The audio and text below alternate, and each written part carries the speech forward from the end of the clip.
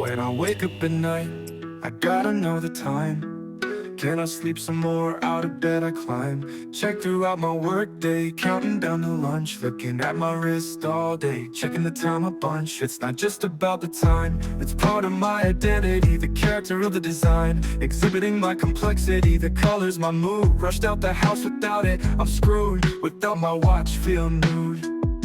It's part of my life, it's who I am. I'm a big time watch lover, a huge ass fan. I know my phone has a clock, but I don't care. My phone lacks the flair. My watch shows my personality, my individuality.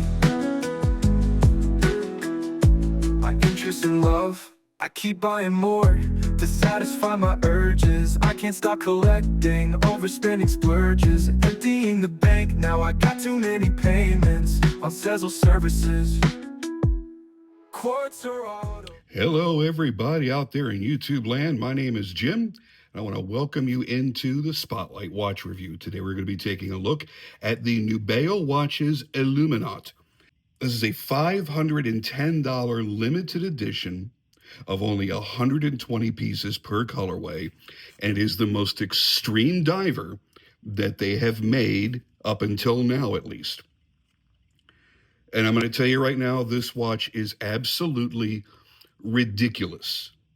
I resisted this watch so many times, but I finally gave in because I kept coming back to the chunky look and the awesome dial appointments, the awesome hands, this incredible, crazy color. It is striking. Here is the packaging from Nubeo. They always do nice packaging. And there it is. Oh my God. And you really just don't understand how big this is yet. Let's get this out of the way. There is your limited edition status. This is number 13 out of 120. The 2-year warranty card. And then, of course, your user's manual. Put all this right back in there, because I don't need any of that for anything. We'll get this out. I've already sized it for my wrist. Okay, now that I've got it set up, let's take a good look at this. It's too big. Let's be real here. 50 millimeters is flat out stupid. But on this watch, I don't care, because it just works. The bubble back, the donut-shaped case with no hard edges along the sides, the beefy bracelet. It's a stupidity that'll actually make you smile when you put it on. You will genuinely love it right away. Now, very obviously, if you're a guy with like a 6 or 6.5 inch wrist, no, there's nothing I could ever say to convince you that you would enjoy this watch. It's just too big and overbearing for little wrists. If you have larger size wrists, 7.25 inches and above, it's still going to be a stretch, because honestly, this would be a stretch for Andre the Giant. However, if you put the effort in and try it, I absolutely promise you, if you have that bigger wrist, you will fall in love. There's something about the way that it feels. Forget how the looks may captivate you. And I think in this color, they're very polarizing. This very, very neon lime green isn't going to be for everybody. It is for me. It's fantastic. I like that very summery, beachy look that this dial color portrays. And the combination of putting it with this particular pitch of teal that you see on the guard around the helium escape valve, that you see in the numerals in the bezel. I would have never, ever thought to pair teal and lime green, but it works. It works really, really well. The only way that I can prove to you that I'm genuine when I say I don't wear a watch this big anymore, but I still found it captivating and I still fell immediately in love with it, I normally take 2 weeks with any product before I review it. And that's across all of my various YouTube channels, depending on the topic. Watches, guns, knives, whatever channel I'm making content for, I'm most comfortable if I've got a full 2 weeks to play with the product, to get to know it, to break it down, the things that I need to do, and any research that comes into that as well. But I got this yesterday, and I had to share it. I sized it within minutes of cracking the box open. And I'll be honest with you, I kind of honestly hate myself a little bit for loving this watch because I have gone on for years now about how I'm tired of little girly sized watches for men, 38, 40 millimeters being proposed for men. Okay, if you've got a little girly wrist, sure, I get that. But men in America in a men's size, that's ridiculous. Invariably, if I don't follow that up with this next statement, invariably I will get comments like, watches don't all have to be big 50 millimeter monsters. Yeah, I know that. My comfort zone is 42 to 44 millimeters. That's what I try to always follow up with so people realize I'm not asking for anything ridiculous. This is ridiculous. On the rare occasion, I'll do a 46, maybe push it to 48, and Nubeo has been the only brand to push me into 48 in probably 5 years. 50? No. When this first made its debut, I ignored it. I looked at it and went, holy hell, that thing looks cool as shit. And it's a 1,000-meter diver. That's awesome. The colorways are cool. But at 50 millimeters, no, I did not want it. At 330 grams in weight, I did not want it. But this color kept me coming back over and over and over. Once you put it on, you feel the build quality and you look into that dial, which is so wonderfully three-dimensional. And you just found your next good time watch, your next feel good watch. This is not a serious watch. It's not taking itself seriously. It is overdone and it's ridiculous. They know this. That's why they designed it this way. They wanted it to be an attention grabber. And I honestly believe they succeeded. There's the thickness. Guys, that is 22 millimeters from sapphire crystal to caseback. That's ludicrous. 22 millimeters is overkill. However, oh man, it's cool. It's hard to get past it. Let's take a good look at the dial, shall we? All right. So what you don't immediately see is that you have a sandwich style dial. So the lime green textured dial is cut away at each of the hour markers. And beneath that is the dial that gives you the blue luminescence underneath. It's shutting through the cutouts. And then hovering above the dial are these three-dimensional sticks that are also filled with the Swiss New Light luminescence and a tremendous amount of it, so that the minute hand can actually pass underneath the markers in between the two different types of loom. It's friggin' cool, man. They really did an awesome job. The bezel, it feels so good. It's a 120 click bezel that just glides beautifully. And then you've got the crown, which has the Nubeo logo here on the end, all in luminescent material, as well as each of the grooves being done in luminescent material. Very much like that OVD watch that I presented to you just a few weeks ago. And then here is going to be a crown guard over your helium escape valve.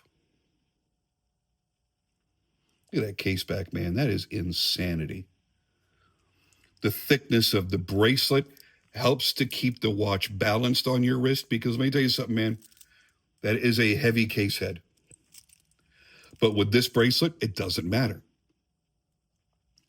Now, this whole thing, I'm just going to lay this down over here. This whole thing was inspired by the Aluminaut, which was the world's first aluminum submarine. It was built in 1964. The Aluminaut was designed as a test bed to explore the advantages of aluminum over traditional steel, steel and iron and stuff that were used for deep sea submersibles at the time. Aluminum being lighter weight and a high yield strength with better corrosion resistance was where they wanted to go. It was about 51 feet long and it weighed 80 tons, and it was large for a deep diving research sub. That's why this is so large. They're taking the same ideas and carrying it over here. I think if they wanted to be a little bit more complete, they could have made the watch out of aluminum. I wouldn't have enjoyed that. I can't think of any time I've ever bought an aluminum watch. But they do have the aluminum bezel insert instead of using a sapphire bezel insert or ceramic, which is very, very popular these days. So I guess that's a little nod to it right there. So the submersible was made larger than traditional submersibles at the time so that they were able to carry the crew plus researchers when they were doing different missions, different dives for different things. Now let's talk about the specs very quickly. I'm going to move this over here. And we're looking at, as I've mentioned many times, case diameter of 50 millimeters, lug 22 millimeter for your end link, with a bracelet that tapers from 22 millimeters down to 20. Your lug end to lug end, the length of the watch, how it's going to sit on your wrist, is massive. It's 55 millimeters. You do have a sapphire crystal with AR coating. Screw down crown, of course, is 1,000 meters water resistant. That's the only way you're going to achieve that. And then you have a diver's flip lock dual pusher safety clasp in a scissor style. So you've got the CNC'd steel instead of having the cheap stamped steel for the clasp. 120 click bezel, which is smooth and satisfying. It feels and sounds really, really good as it goes around. I can't help but smile and just be in love with this watch. Now, just so that you understand, this is one of my absolute favorite everyday wear divers tool watches. This is my Helm Vanuatu. I've reviewed it a long time ago. I love this watch. I still own this watch. As a matter of fact, I just got my email from Helm for my titanium Vanuatu. It's about ready to be built. So it's time for me to finalize my options and place my order for my titanium version. This one is steel. I have really gone over toward a lot of titanium watches lately because the comfort can't be beat. This will not compare. This is massive and heavy in stainless steel, even though around the lugs they have hollowed out these areas. It doesn't do anything for weight reduction, I don't think. So yeah, there's a big difference between these two. It almost looks like my helm could fit inside. It can't, but it sure does look that way. I love this watch. It's truly fantastic. But as soon as I opened up this and I felt it on the wrist, I had to size it. I had to put it on. And a lot of it was because I also want to make sure I wore it to bed last night. And I'm very, very, very happy to report that when I woke up at 6 a.m., and we're in this odd time right now where I live, we're at 6 a.m., the sun isn't up yet. So it's still pitch black and dark. And at 6 a.m., I was still able to read the time well on this dial from the Loom that was charged up at about 11 p.m. the night before.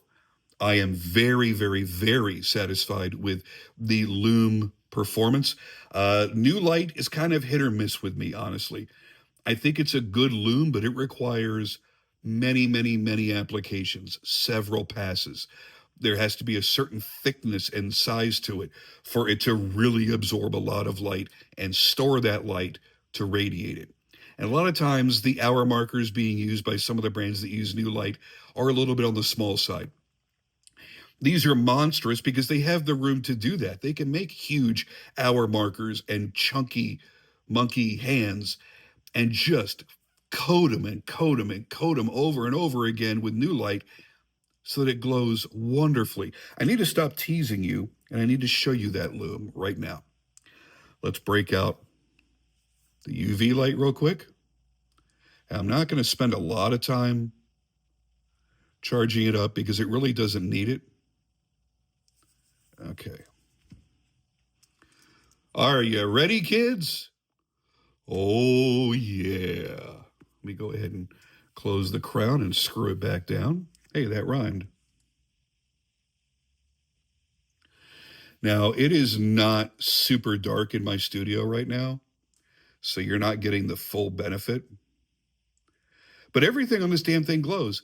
Even the center cover on the sweep hand where it covers the cannon pinion. Even that glows. No reason, but it's cool. And then there's your glowing crown. It is flat out cool, man. Absolutely cool. Now, what I'm going to do at the end of the video is something I used to do on my videos quite often, but I kind of strayed away from it for whatever reason. We're going to do a true Loom test at the end.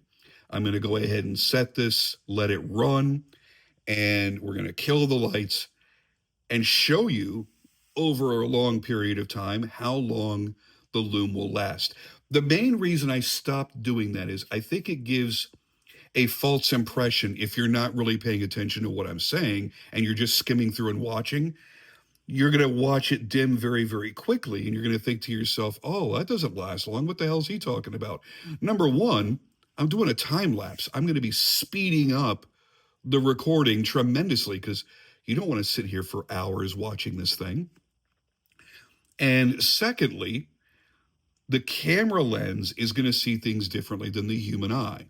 The human eye, when you're asleep or you're in a dark room for a long enough time and your pupils dilate, you're letting in more light. That's how pupils work. So whatever brightness is going on in that dial will be amplified by your night vision in your eyes. The camera is not going to do that.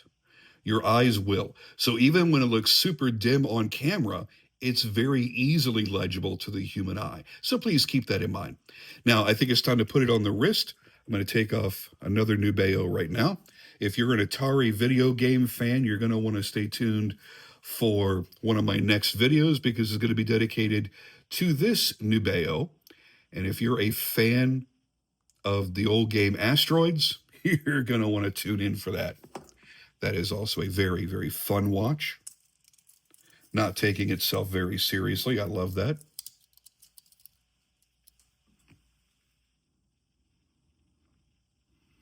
Yeah, I mean, there's just no way around it. It's big. It's going to look big on everyone, especially because of the thickness. 22 millimeters is insane. But it's an insanity that I truly embrace. I really, really, really like this. Is this going to make me go back to where I was in 2003, 2004, 2005, wearing watches this big every day? Absolutely not. And I don't have an interest in ordering another watch in this size. I know what's going to happen. Nubeo will make something probably next month that's this size that I can't resist, and I'll end up eating my words. But I currently have no interest. It's this watch is special. It's not just any watch. And that's what I dig about it. You see the nice taper going down the bracelet, but it doesn't taper too severely like Rolex, or it feels too thin down here and it feels too top heavy. I just I couldn't be happier. I'm blown away. I think it's just utterly fantastic. And I don't. Oh, yeah, it's hard. It's hard to come out here as a reviewer and be so gaga over something because people then think, oh, he's just saying that. Nobody can enjoy something that much. Yeah, I do. I have the same butterflies in my stomach that I did the day that I got my Vanuatu. And talk to anyone that's got a helm, and they'll tell you how amazing they are. Here's one funny thing that it just popped in my head recently.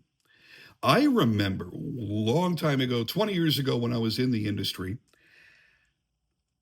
the brand name Nubeo coming up.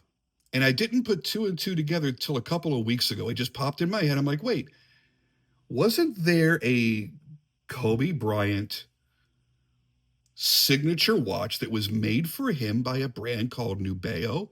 There was. It was called the Mamba, of course, as it should be. And if you go and look at that, I think that was something like $10,000 or $15,000. I don't remember, but it was really, really, really expensive. And it was such a cool design. It was a big, giant, oversized watch with incredible detail and incredible design language. I'm having a hard time remembering if it was a collaboration with Kobe Bryant or if Kobe may have been one of the founding owners of Nubeo. And that may not be correct at all. That may just be something that shouldn't even be in my memory that is. But I think maybe he was. And that's certainly no reason to ever buy into anything. I don't care about celebrity endorsements and stuff like that. But I thought that was pretty cool. So if you're coming across my Nubeo videos and think, what is this weird, obscure brand that nobody's ever heard of that this guy's talking about? It's actually a brand that made an enormous splash when it first hit. And then I think it just kind of died away for a long time and then was revived a few years back. And I feel it. I feel it. I feel that inspiration in this watch. That, yes, on one hand, you can just look at it as a big, ridiculous, crazy diver. Then on the other hand, you can look at it and go, it is clearly high end. The way that everything is manufactured on this, the way the finishing is done, everything feels very, very premium. And when you take very, very close up looks at every little detail, it's perfect. There's not a speck on the dial. There's nothing mismatched or misaligned. I could sell you a $1,200 Seiko right now that you will never in your life ever get that bezel to align with the markings.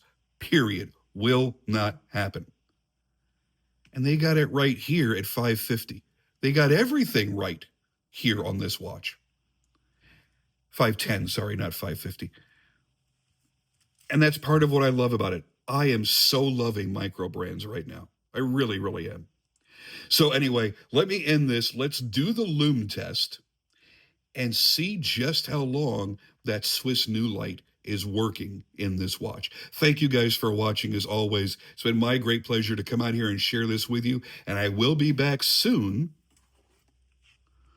with this one and probably a few more. We'll see about that.